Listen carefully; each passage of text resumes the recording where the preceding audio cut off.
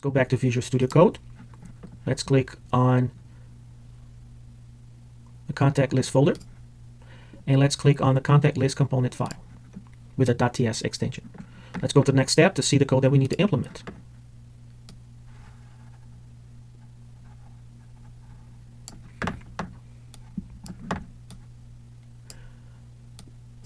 In line 2, we import the contact type so that we can work with contact records.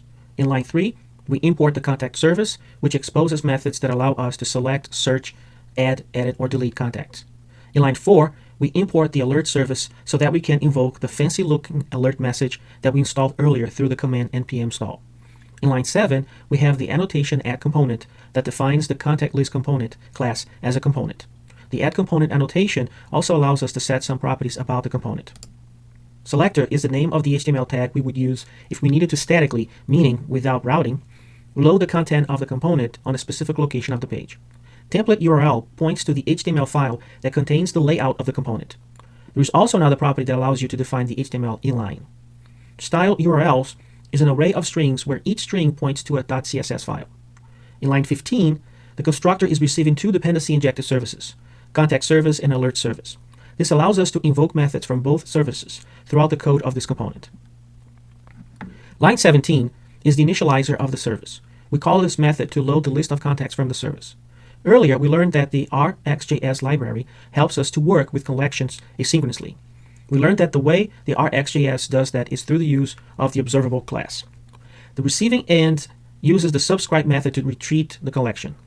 The current step of this tutorial is not showing the entire content of the lines 22 and 23. Let's scroll to the right to see the rest of them.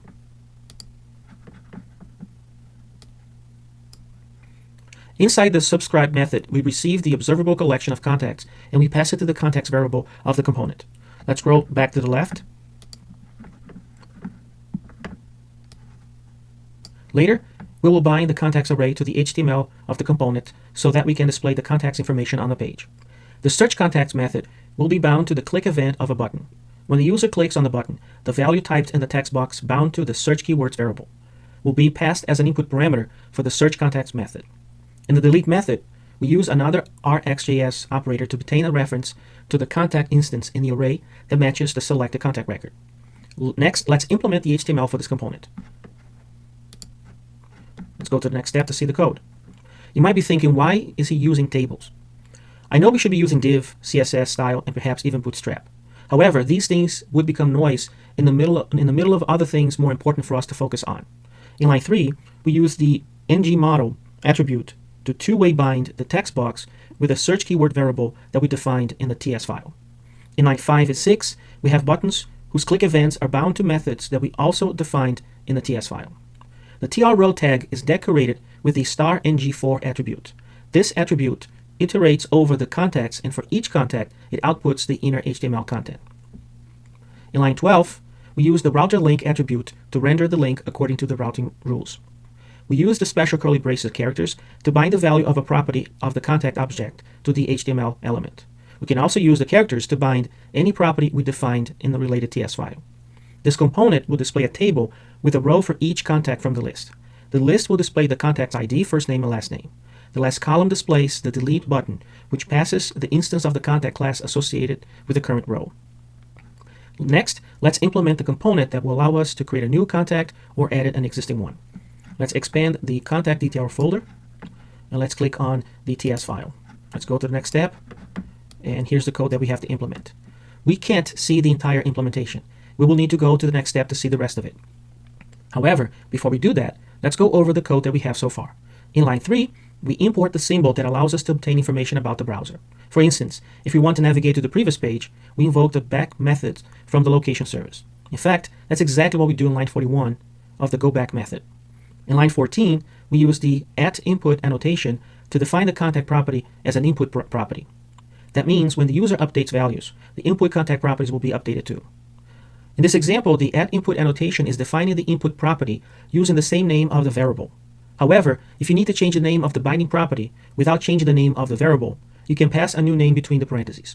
For instance, if you want the property to be called current contact, you could use @input parentheses single quote current contact single quote parentheses contact colon contact semicolon.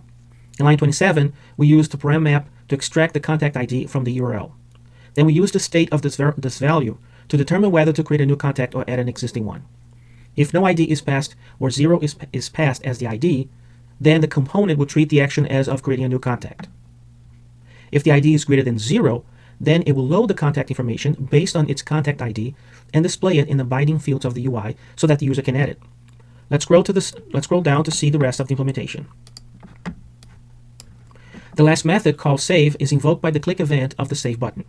It calls a single method from the contact service named updateContact. The implementation of this method determines if a new record should be created or if the properties of an existing record should be updated.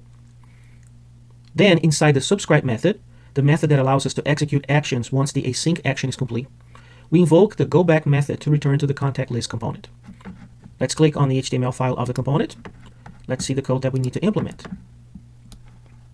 In line 1, we use the startNGIF attribute, which defines that the HTML tag will only be visible if the past contact object is not null. In line 2, we use the curly braces to bind the value of the first name property of the contact object with the uppercase pipe that converts the text to uppercase letters. In lines 6 and 11, we use the ng model to two-way bind the first name and last name properties of the contact object. This allows the user to see and modify their values. Hence, it is called two-way binding. The app component is the entry point of our application. In other words, it is the home page. Therefore, we need to add some HTML content to it.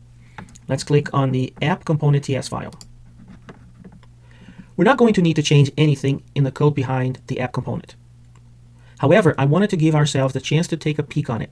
For instance, if you wanted to change the application title, you could replace the current value assigned to the title property. Let's define the HTML for this component.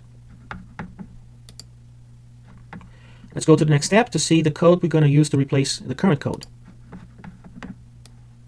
We have a simpler content for the home page. All we want to show is the header and two links. The first one to access the contact list, which loads the content from the contact list.component, and a second link that loads the content of the contact detail.component, passing the value of 0 for the contact ID. This means if the user clicks on this second link, the contact detail component will be loaded, ready to add a new contact record. Line 6 is the tag we need to insert in the exact location where we want the components to be rendered when the routing mechanism is invoked. In this example, it means we will always have the links at the top, and below the content of the selected component will be rendered. Line 7 is something we just need to do in order to be able to use the alert service that we installed. Next, we need to work on the app module TS file.